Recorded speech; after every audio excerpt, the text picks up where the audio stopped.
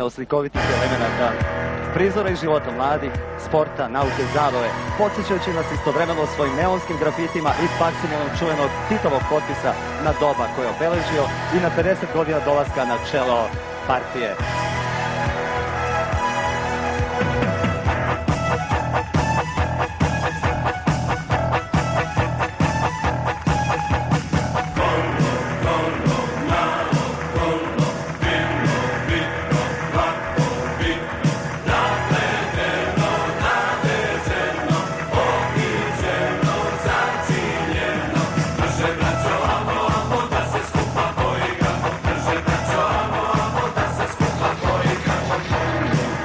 Numera koju upravo posmatrate je početak prvog bloka nazvanog Bomba u grudima. Naziv mu je Kakvo kolo naokolo. Inače to u ovom trenutku piše i na semaforu, sa koga ćemo vam povremeno čitati aforizme.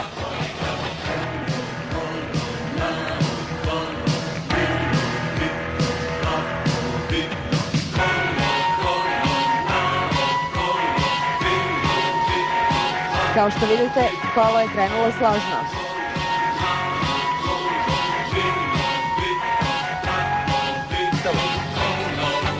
Ali nešto počinje da se dešava. Dobro, gdje je to ono složno kolo na početku? Zašto se kola jedno po jedno polako odvajaju? Evo, Srbija se odvojila, pa Hrvatska, Bosna i Hercegovina. Jedna po jedna republika i pokrajina se odvaja.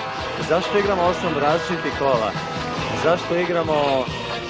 Zašto igraju kola na svoje nacionalno prepoznatljive melodije, a ne igraju zajedno? Čini se da nismo sjedinjeni kako bi trebalo da budemo.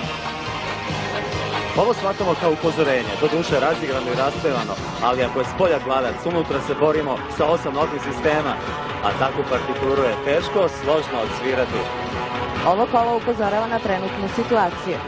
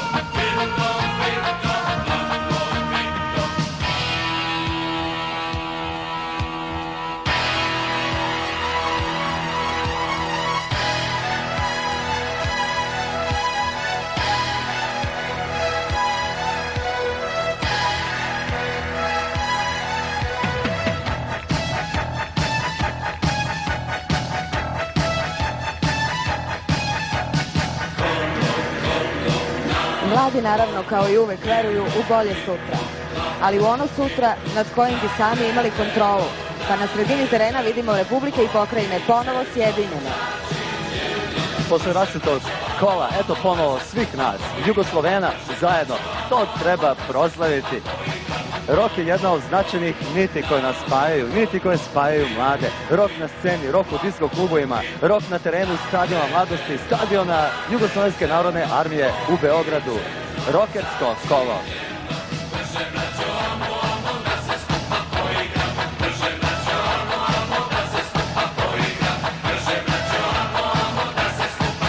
Pogledi na semafor, kada stoji aforizam